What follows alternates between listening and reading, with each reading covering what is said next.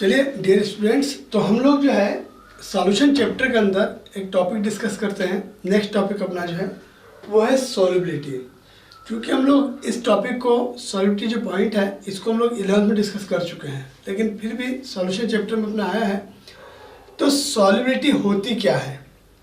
Maximum amount of solute that can be dissolve in the given amount of solution. कि कोई solution है, मान लो कि हमें 1 लीटर सॉल्यूशन बनाना है, तो उसके अंदर मैक्सिमम कितना सॉल्यूट डिसॉल्व हो सकता है, उसे हम लोग बोलते हैं, उस क्वांटिटी ऑफ सॉल्यूट को बोलते हैं सॉल्युबिलिटी। ठीक है, तो डेफिनेशन क्या होगी? Maximum amount of solute that can be dissolve in the given amount of solution. Definition होगी इसकी, maximum amount of solute that can be dissolved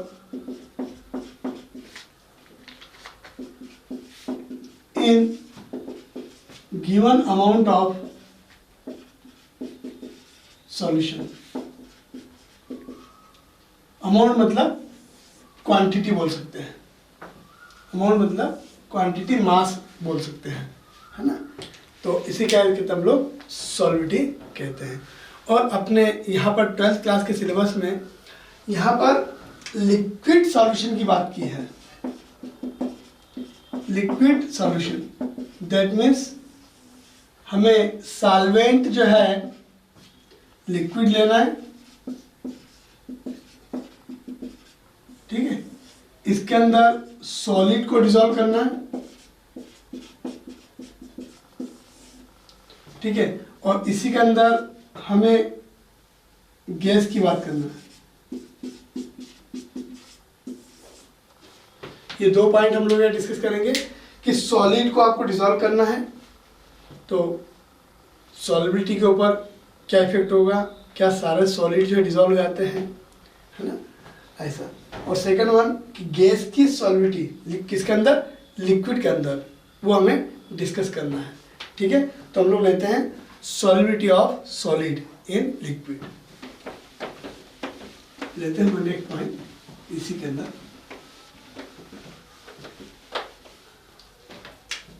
solubility of solid in liquid.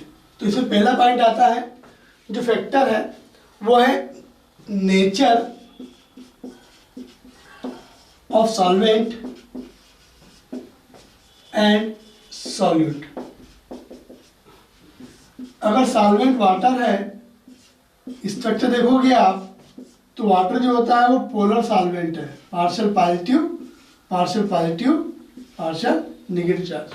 क्योंकि ऑक्सीजन क्या होता है, ज़्यादा इलेक्ट्रोनेगेटिव होता है, इलेक्ट्रॉन को अपनी ओर क्या करता है, खींच लेता है। तो ऑक्सीजन पे कौन सा चार्ज आ जाता है, पार्शियल नेगेटिव चार्ज आ जाता है, और हाइड्रोजन पे कौन सा आता है, पार्शियल चार्ज।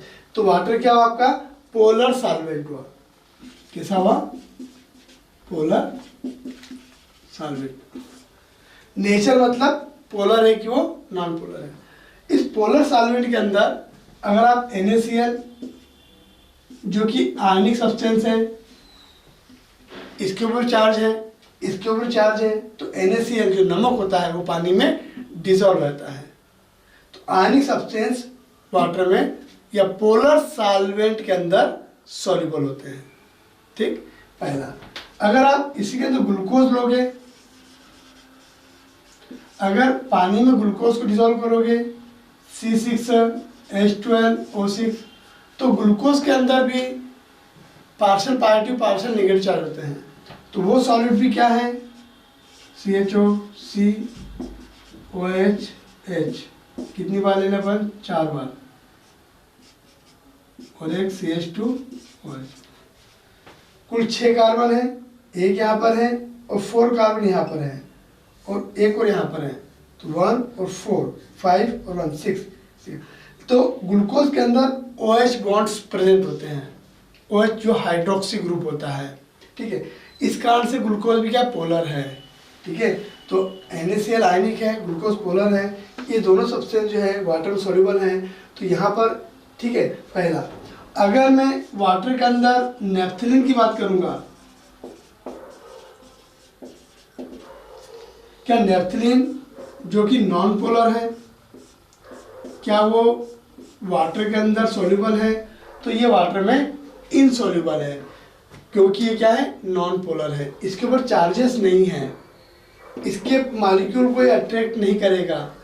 चार्जेस को चार्जेस अट्रैक्ट करते हैं, पोलर को पोलर अट्रैक्ट करेगा। ठीक है, तो आयनिक सब्सटेंस और पोलर जो सॉल्यूट है वो जो है पोलर सॉल्वेंट में सॉल्युबल है, क्योंकि नॉन पोलर वाला है वो पोलर में सॉल्युबल नहीं होता, इट इज इनसॉल्युबल। लेकिन अगर मैं इसी में हेक्सेन ले लेता हूँ, hexane CH3 CH2 CH2 CH2 CH3, ये नॉन पोलर सॉल्वेंट है।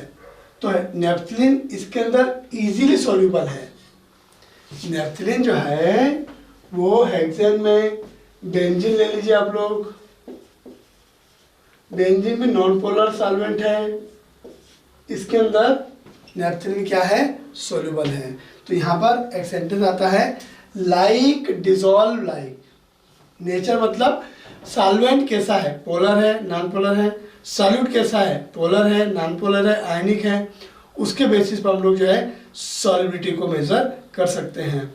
लाइक डिसॉल्व लाइक, यहाँ पे एक सेंटेंस बनता है, क्या बनता है, लाइक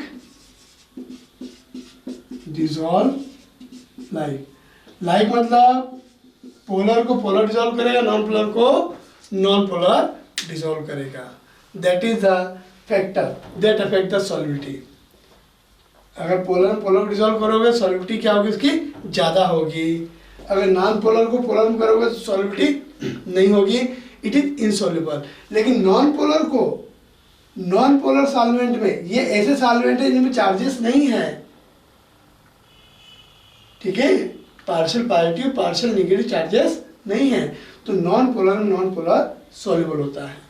ठीक है, तो यहाँ पे क्या सेंटेंस बना है, लाइक डिसॉल्व लाइक। ठीक है, दैट इज फर्स्ट पॉइंट कि सॉलिड जो है डिसॉल्व करना है लिक्विड के अंदर, तो पहला फैक्टर क्या होगा, nature of the solvent and solute. ठीक है, तो यहाँ पर हम लोगों ने सॉल्वेंट को थोड़ा डिस्कस किया है।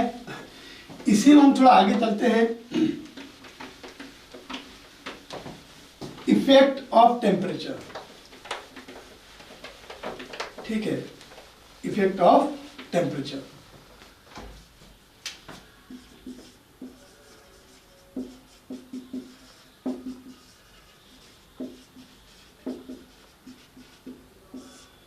ठीक,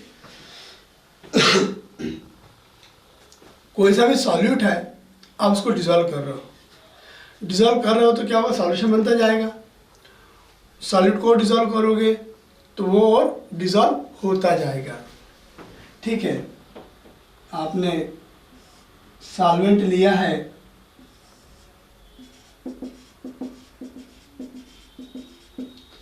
और इसके अंदर क्या कर रहे हैं, आप सॉल्यूट को डिसॉल्व कर रहे हैं।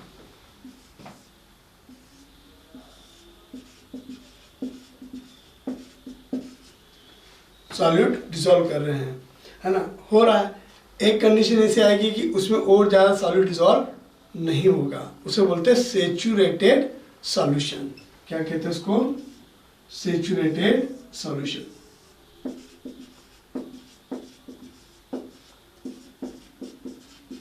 Saturated solution.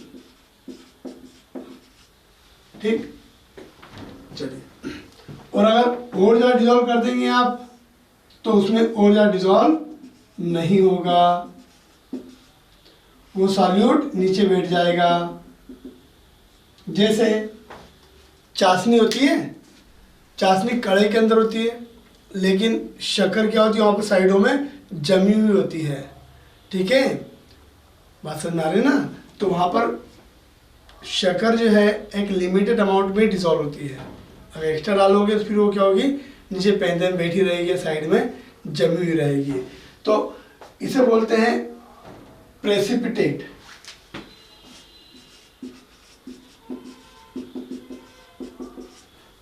ठीक है, हम लोग सॉल्यूट को डिसॉल्व कर रहे हैं।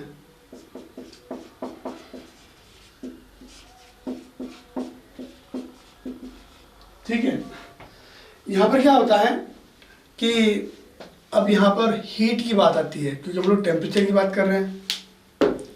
हीट की बात कैसे आएगी? मैं कहता हूँ कि जैसे कि कोई भी सॉल्यूट है उसको डिसॉल्व कर रहे हैं, तो एक प्रोसेस हो गई, वो क्या हो रहा है, डिसॉल्व हो रहा है, एक प्रोसेस हो गई।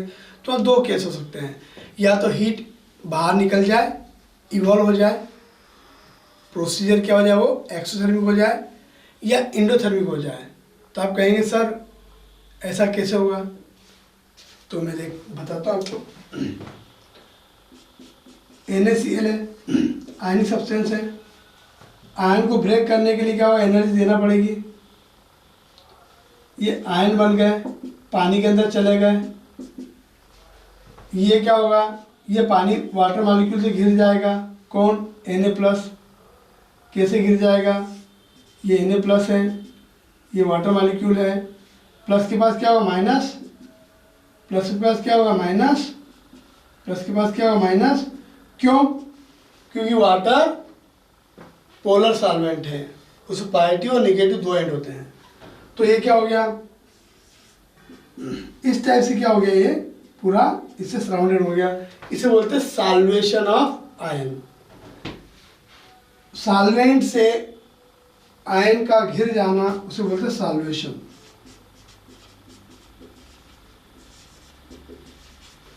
तो यहाँ पर आयन को सेपरेट करना है तो एनर्जी देना पड़ रही है।